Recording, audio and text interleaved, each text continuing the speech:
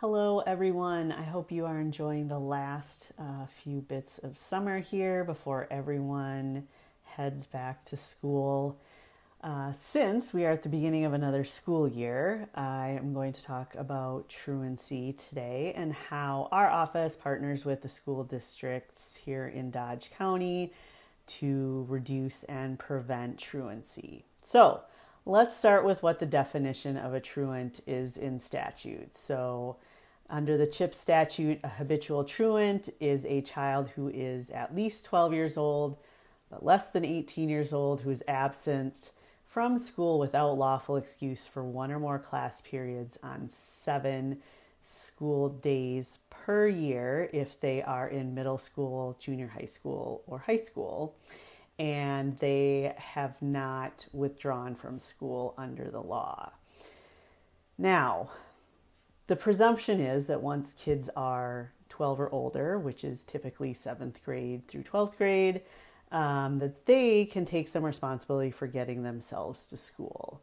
And for kids under 12, it is presumed that the child's parent, guardian, or custodian is going to ensure that they are getting to school. So typically, kids 12 or under fall under what is called educational neglect, where we put more responsibility on the parent. But that presumption can be overcome in certain circumstances. So you'll see in our truancy procedure that we have this dividing line at age 12, and we look at kids 12 or older one way and kids under 12 a little bit differently.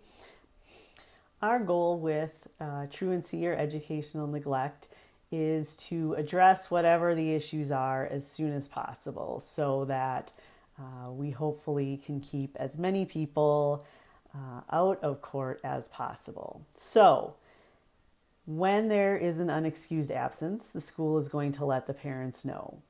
When we get to 3 unexcused absences, the schools are going to send out what we call a 3-day letter. There's going to be some information sent out with that 3-day letter.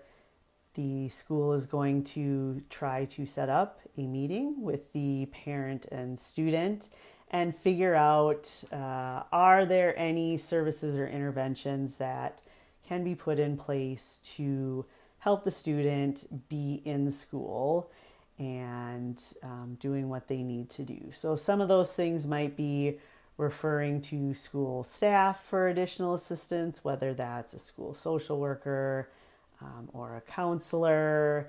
It can be meeting with a counselor or a teacher that the student is most comfortable with to do weekly check-ins. It could be referring the student or family to an outside agency for support.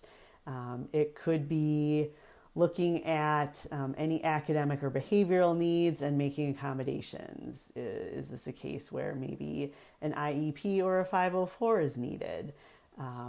So sort of looking and seeing, are we missing something that can be put in place to support this student? At that 3-day letter, the school is also going to make a referral to one of 2 places, and this is where that age 12 comes into play. So students under age 12 are going to get referred to Minnesota Prairie County Alliance's Educational Stability and Family Engagement Program. That social worker, Alicia Bauer, is fantastic with working with students and families to figure out what the barriers are to school attendance and getting things in place. So hopefully we can cut off those unexcused absences and not see them further down the line. Now for students 12 and older, this year we are referring them to the Catalasso group for what is called the Restore program.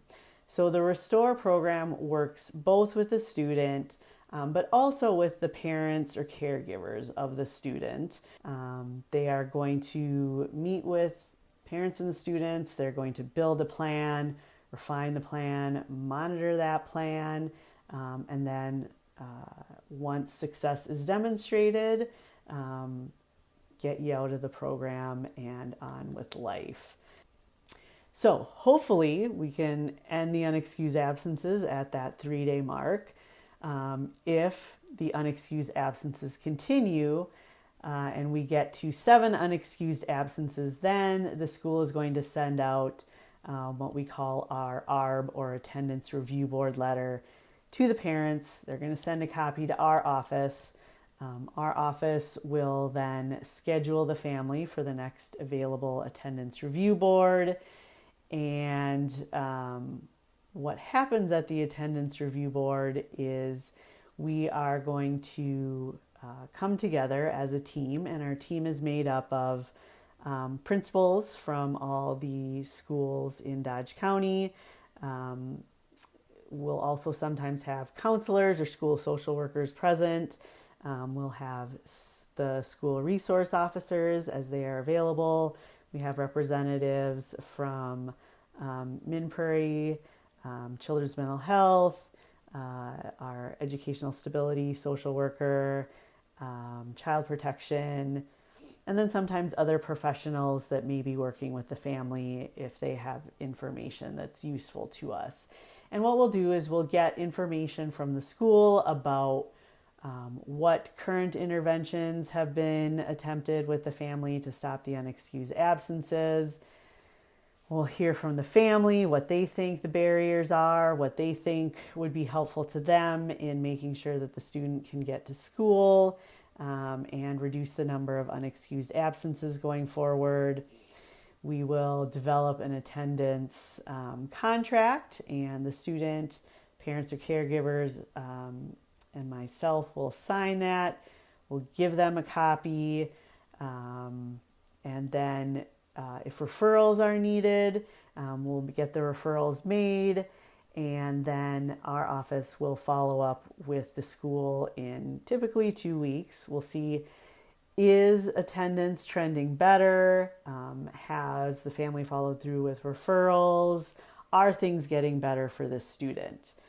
Hopefully, things are getting better. If they are not getting better, then we're going to, my office is going to talk to the school and with any other professionals that have been involved with the family, whether it's Calasso group or our Min Prairie's Ed Stability worker, and decide, is this a case that we need to take to court with either a truancy petition if the child is typically 12 or older, or an ed neglect petition if the student is under 12. If we decide to go forward to court, we're going to draft the petition, it's going to get filed, and a court date is going to get scheduled.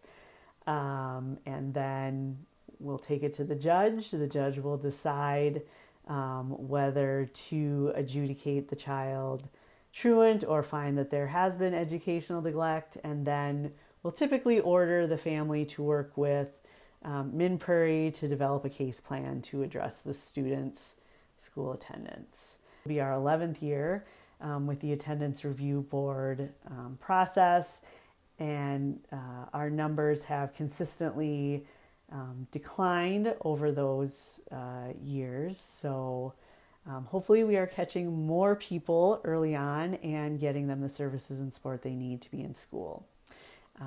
If you have questions about attendance review board, feel free to drop it in the comments and I can get you more information. Otherwise, enjoy the last days of summer and we'll see you at the next one.